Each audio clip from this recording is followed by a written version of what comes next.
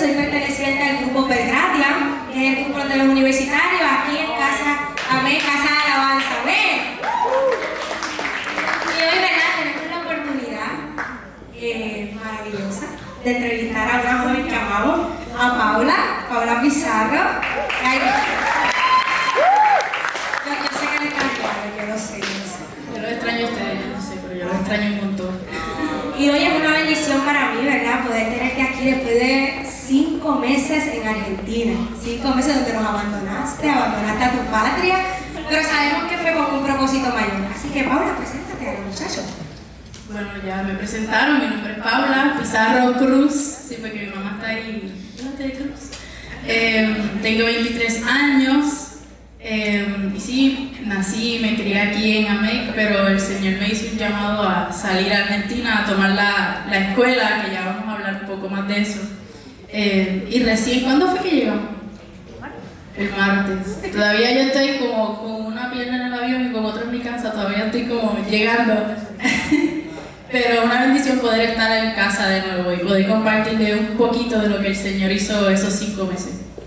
Pues vamos a comenzar. Paula, yo quiero que antes de empezar en todo este trayecto de Argentina, de todo lo que viviste, yo quisiera que tú nos explicaras un poco cómo fue que tú sentiste ese llamado para ser misionero, para ir a educarte, ¿verdad?, fuera del país.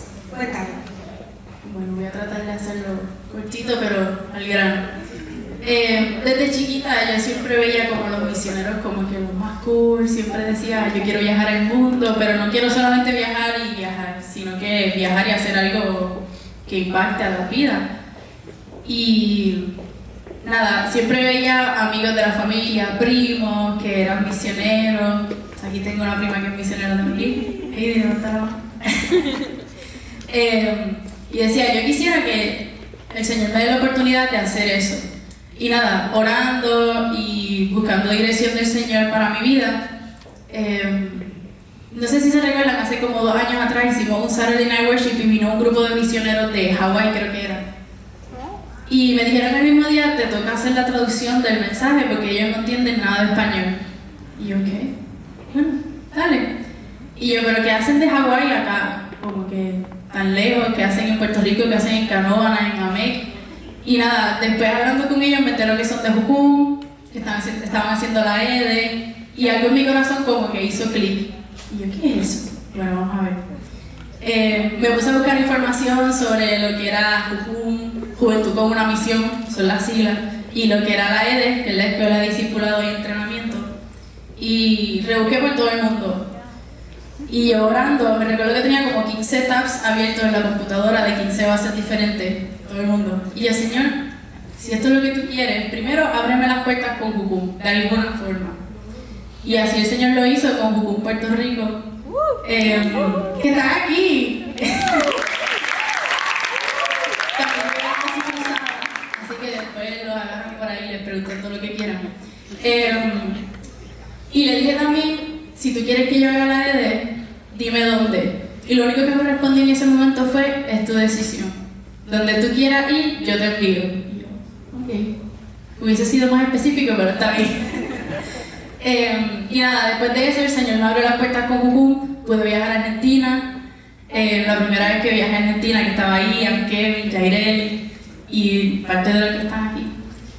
Y ahí el Señor me habló y me dijo, me confirmó de que tenía que hacer la EDE. Y en la base donde hice la EDE, que era en Rosario, en Santa Fe, yo me sentí como en casa. Y yo decía, bueno, si en algún momento yo hago la EDE, yo sabía que lo iba a hacer, pero estaba como, en algún momento, tú sabes, yo quiero hacerle en Rosario. Y así fue. No, el trato del Señor conmigo fue más como bien personal y bien como en silencio, como diría yo, porque no vino ningún profeta, no vino ningún pastor, no vino ningún líder, no vino nadie a decirme, el Señor te dice, no, fue más personal. Yo orando, en mi tiempo quieto, en mi tiempo devocional con el Señor, y sentí una convicción bien como fuerte y contundente en mi corazón, y así fue que tomé la decisión. Y después de tomarte esa decisión viene una preparación, porque ser misionero no es algo que tú digas, ay, hoy quiero ser misionero, no. Es algo que tú te tienes que preparar. Tú estás saliendo de tu país a un mundo desconocido, técnicamente, o sea, estás viviendo culturas diferentes, comida diferente, gente diferente. Así que explícame cómo fue esa preparación para ti. Pues mira, en sí, yo no sabía lo que iba. Yo pensaba que sí, pero yo no sabía lo que iba. En sí, la preparación fue en la escuela, porque la escuela de discipulado y entrenamiento, la EDE, es una escuela de 2 partes que ofrece Jucum, de 3 meses teóricos y 3 meses prácticos. O sea, en ese tiempo teórico uno aprende a escuchar la voz de Dios, te dan clases como de la paternidad de Dios, el señorío de Cristo, Dios Trino, bueno, un montón de clases que es para yo poder conocer a Dios, porque como yo voy a hablar de aquí, quien no conozco. Así que la preparación más bien fue llegando allá. O sea, estando allá, gran parte de la escuela, fue eso, esa fue la preparación, y después entonces en la cruzada, pues poner en práctica. Cuando digo cruzada, es viaje misionero, no sé si todos me entienden. Pero en la cruzada, el viaje misionero, pues fue poner en práctica todo lo que el Señor me habló, todo lo que aprendí, o sea, todo lo que yo conocí de Él. Qué bueno. Antes de que me digas cuáles fueron esos, ¿verdad? Ese tiempo de preparación, que entiendo que fueron 3 meses, primero quiero que nos digas a nosotros qué significa Jucum, cuál es su visión y cuál es la misión que tiene, y de ahí partas a explicarnos qué fue, cómo ellos te prepararon para este nuevo proceso en tu vida.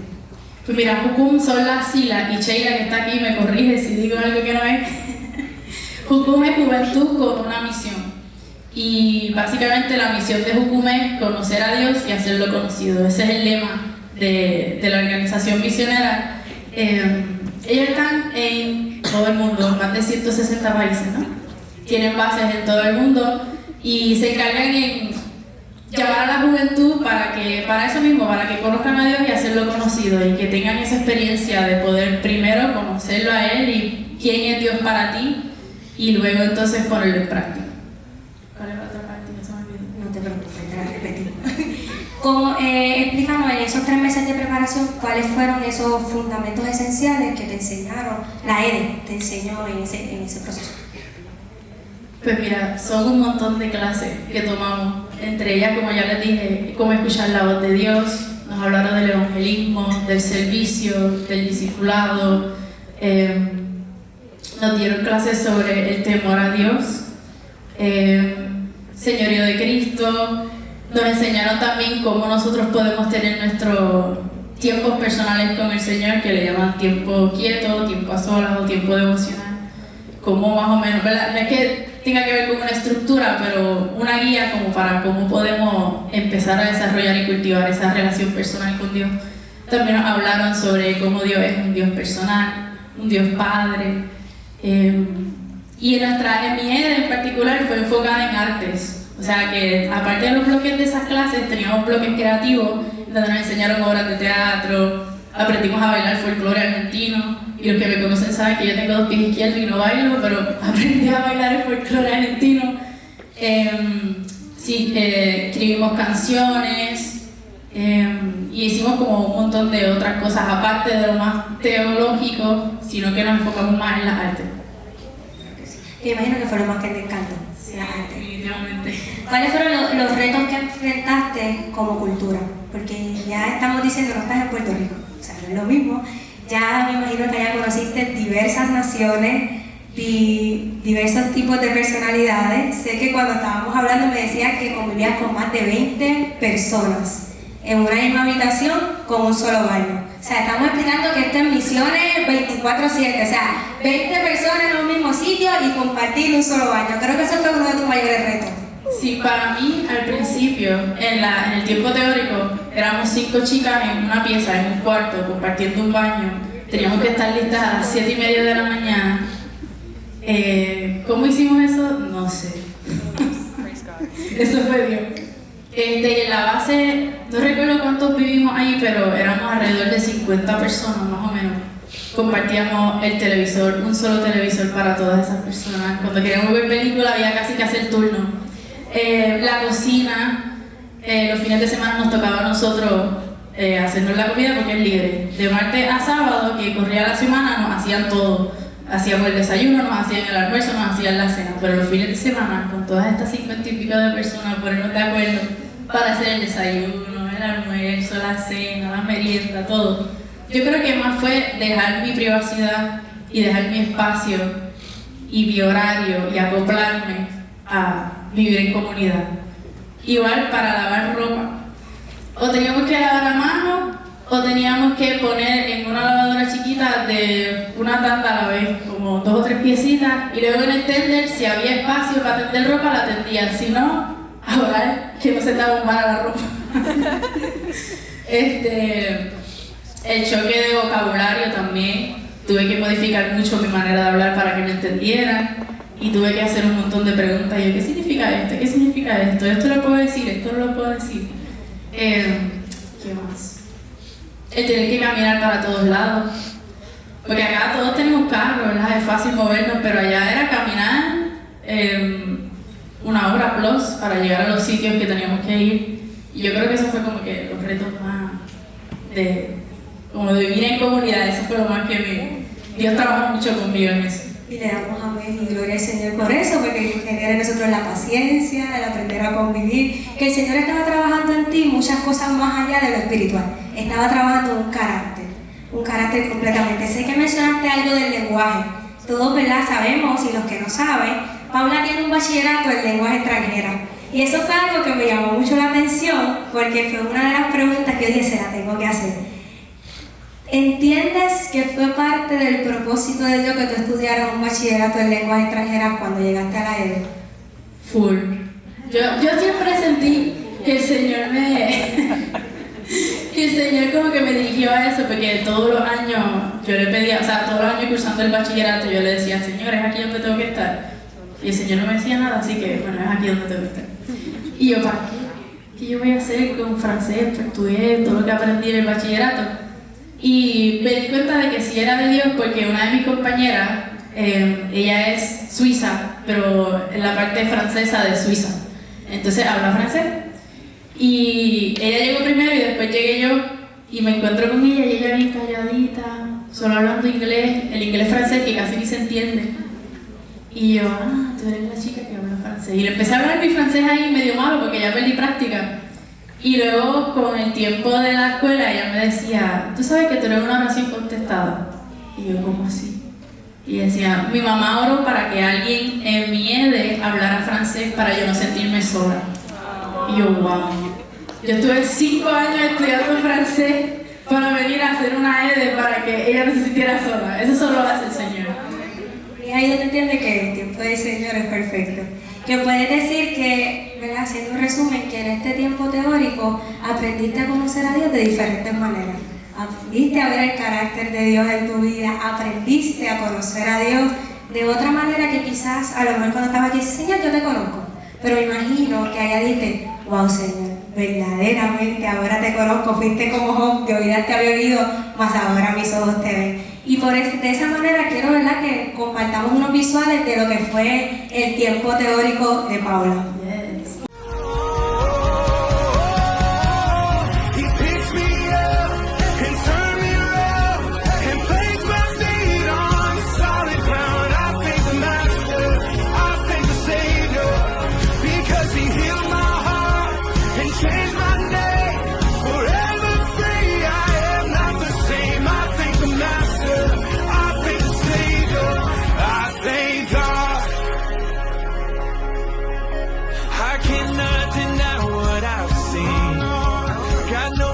But to believe my doubts are burning,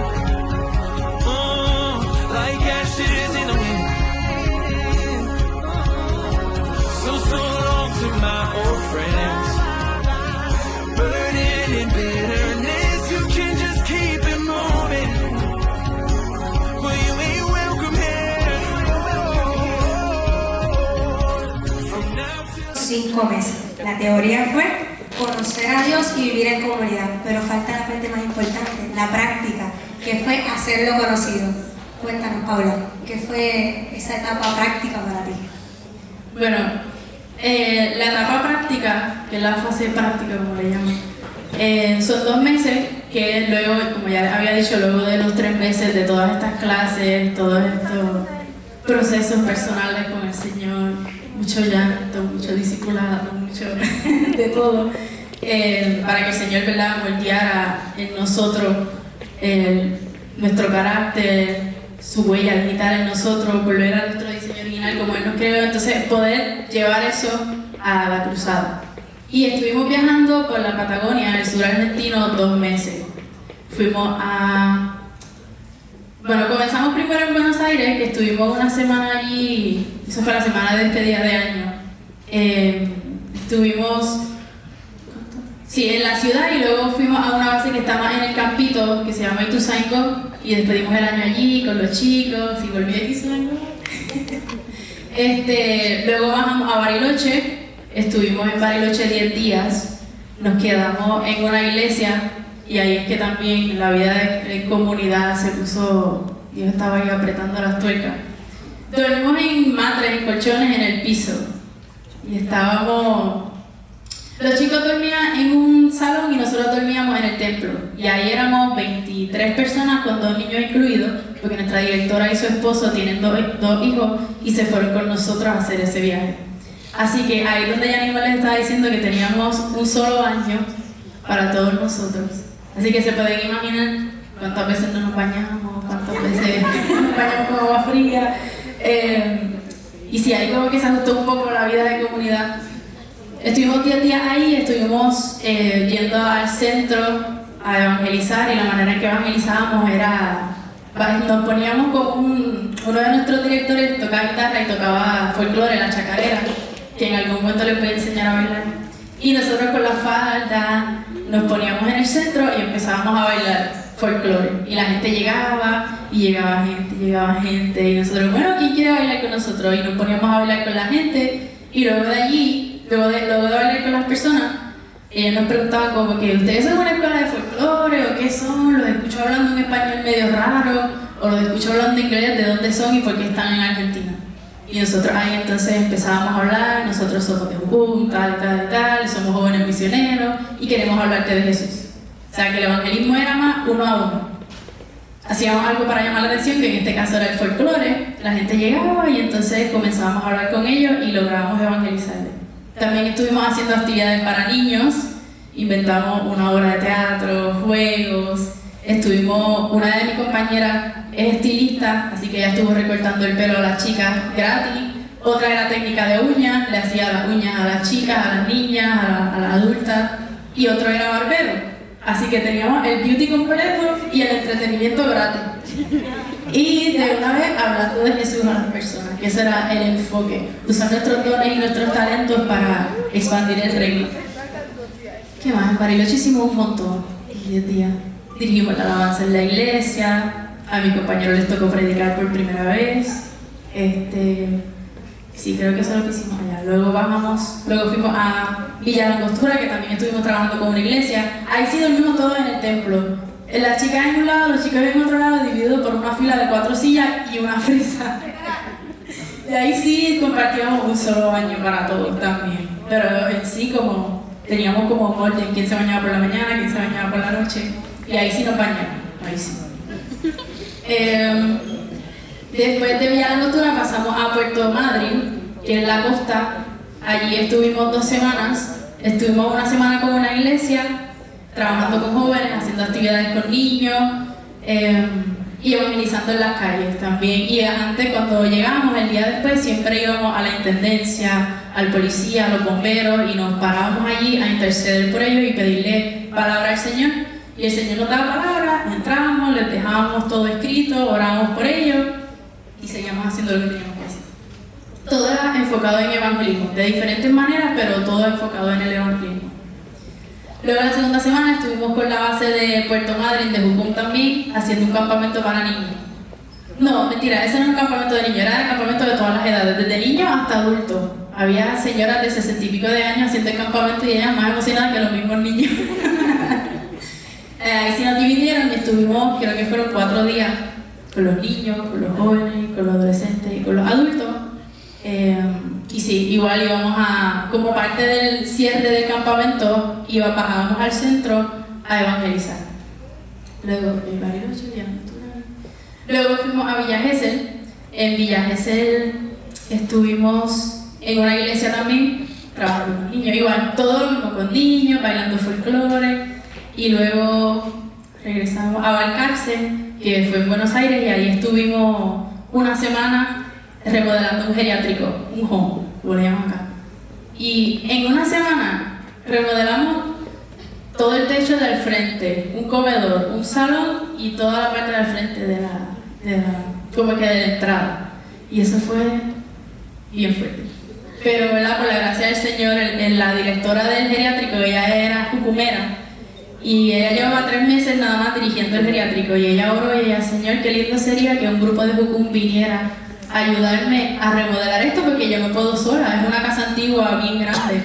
Y una semana después recibí la llamada de nuestra directora de EDE que queremos ir a Balcarce y cómo te podemos ayudar. Y esa mujer nos ha puesto a trabajar. a trabajar. No teníamos break. Pero al final todo valió la pena porque los abuelitos, como le dicen allá, los viejitos, estaban tan felices con el área. Ellos decían, Dios mío, yo llevo aquí como 15 años y nunca nadie había venido ni a visitar ni a remodelar esto. Así que ustedes no saben la bendición que fueron para nosotros. Y eso. Me llama mucho la atención porque estás dividiendo lo que es misiones, el evangelismo y lo que es servicio.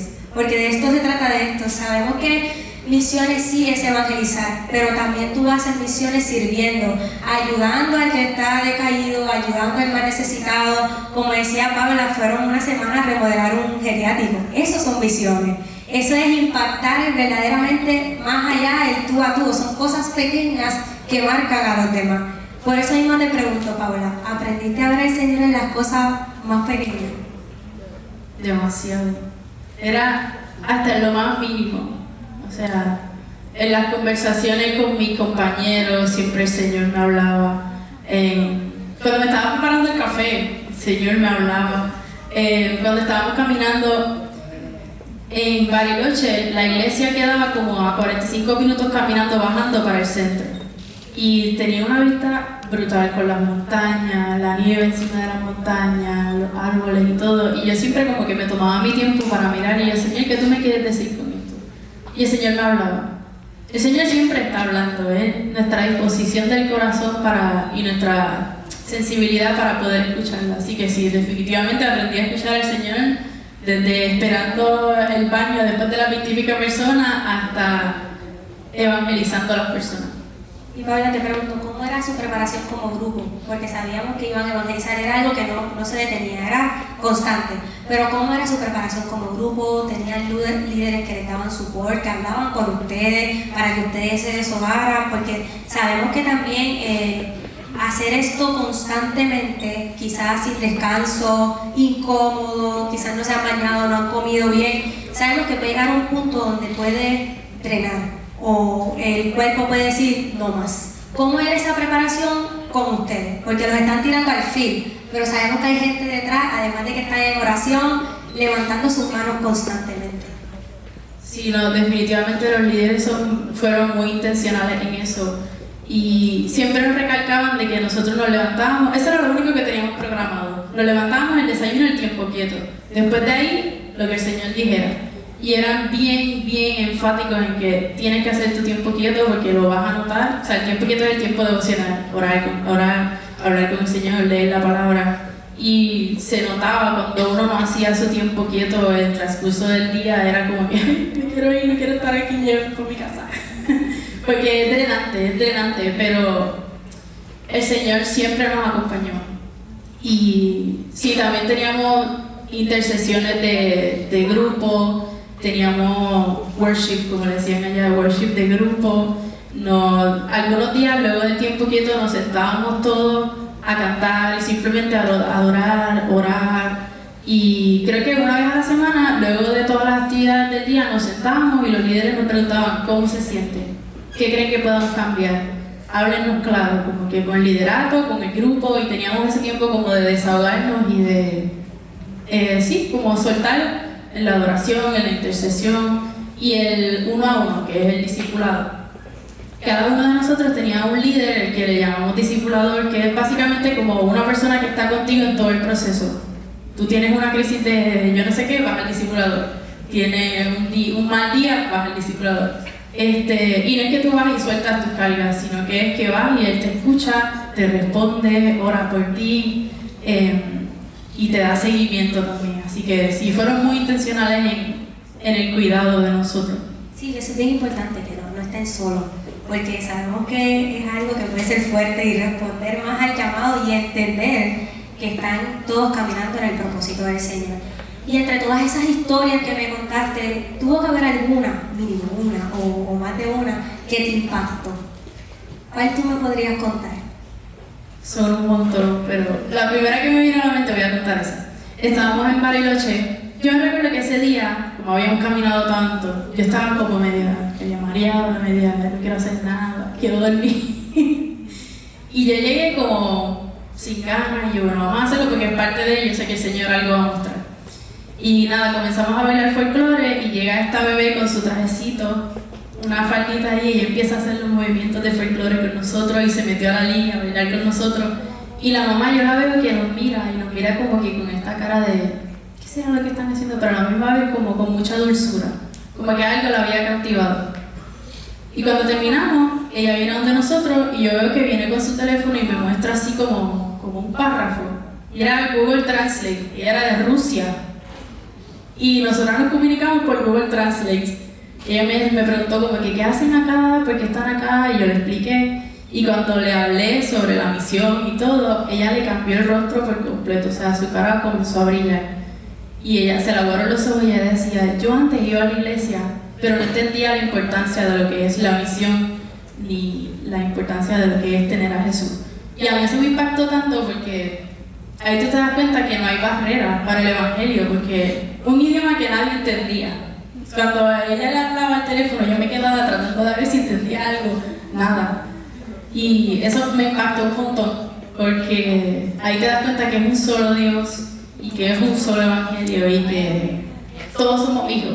Seamos de aquí o de la China o de cualquier lugar, todos servimos a un solo Dios. Amén, así mismo. Todos aquellos que hemos aceptado al Señor hemos sido llamados hijos de Dios. Te pregunto, ya que mencionaste ese punto del mundo entero, ¿cómo ves el futuro de las misiones alrededor del mundo entero, de lo que viviste? En y con la juventud. A ver cómo contesto esto. Tú puedes hablar, yo pregunté. Si algo que yo le estaba orando mientras me estaba preparando y yo decía, Señor, ¿cómo puedo abordar eso de las misiones y de los jóvenes y todo eso? Y lo que el Señor traía a mi corazón era cómo Él me moldeó a mí para poder ir a la cruzada. Y Él me enseñó 3 cosas, lo que es la fe, la dependencia de Él y la obediencia. Con esas 3 cosas, ¿verdad? No sé cuál sea el proceso que ustedes estén pasando, pero para mí es muy fundamental nosotros poder desarrollar nuestra fe, aprender a depender de Él, porque nosotros no podemos ir ahí a hablarle de todo a todo el mundo porque no sabemos si viene de Dios o no, sino que aprender a depender de Él hasta lo mínimo. Algo que me encanta de la directora de la base que yo estuve, que también se llama Paula, ella dice, yo oro por todo, y por todo es literalmente por todo. Señor, ¿qué me voy a poner hoy? ¿Qué voy a comer hoy? ¿Cómo acomodo esto? ¿Más para la derecha, más para la izquierda? O sea, en todo. Y eso a mí me impactó mucho porque nosotros tomamos eso por sentado, como que el Señor me dio libre albedrío, yo me pongo lo que me da la gana. Pero cuando nosotros aprendemos a pedirle a Dios dirección en todo, es ahí que aprendemos a depender de Él.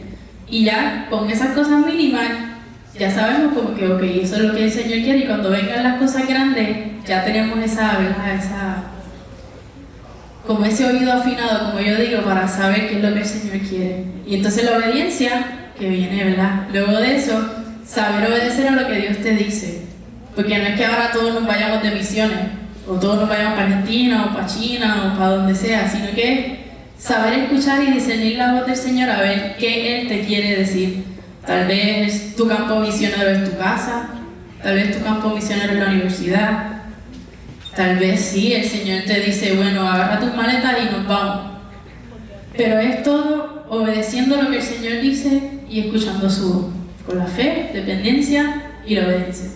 Amén. ¿Ese podría ser tu consejo final para cada uno de ellos? Yo creo que sí. Es que sí. ¿Y cómo se lo recalcamos más profundo para que se quede en el corazón? Bueno. Sí, algo que también hacemos mucho en Jucum es todo lo que sabemos llevarlo a lo práctico. O sea, es pedirle al Señor que nos revele. ¿Y cómo le pedimos al Señor que nos revele? Pues leyendo su palabra. ¿Cómo podemos llevarlo a lo práctico? Orando, teniendo un tiempo tiempo quieto, tiempo personal con el Señor y no solamente, por ejemplo en la escuela, de 8 a 9, mi tiempo quieto, ya no vuelvo a hacer ningún tiempo quieto porque ya I checked it out, ya no tengo que hacer nada, sino es constantemente.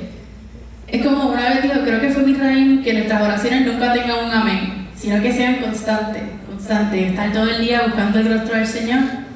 Y la dependencia también. Es constantemente esa actitud de rendir, hasta lo más mínimo. Señor, no sé qué hacer aquí, llévame a lo que tú quieres. Y la obediencia, cuando el Señor te dice, te vas a mover de aquí a allá, sin pensarlo, es obedecer. Que a lo mejor estamos así como que nos tiemblan las piernas, como que, ay, ¿cómo lo voy a hacer? No tengo dinero, no tengo esto, no tengo lo otro, es obedecer. Así que, no sé si me hice entender, llevarlo a lo práctico. Claro que sí. Fe, obediencia y dependencia. Esas son las 3 claves para una vida en el Señor joven.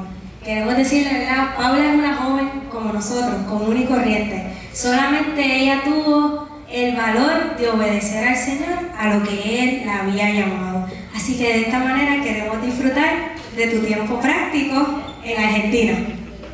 Gotta get that fire back in my bones before my heart turns into stone. So won't somebody please pass the megaphone? I'll shout it